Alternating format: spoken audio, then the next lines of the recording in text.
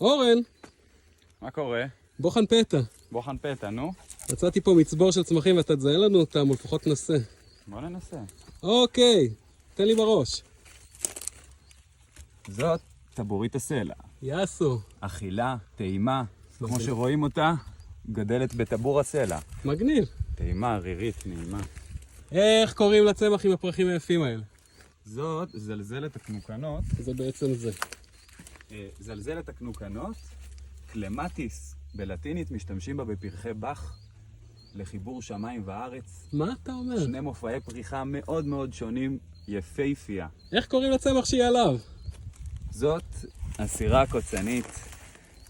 סירה קוצנית בעצם מעטרת את ישראל ואת הצפון, והיו משתמשים בה למזרנים.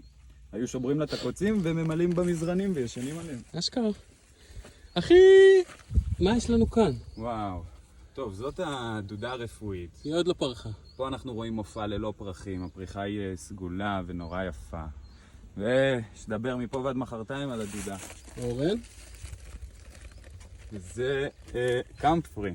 קמפרי, צמח, זה הקמפרי הישראלי שלנו. צמח מאוד מוכר, האח שלו מאוד מוכר. בעצם הקמפרי הרפואי משקם עצמות בצורה דרמטית. משהו מאוד ייחודי. רגע. מה יש לנו כאן?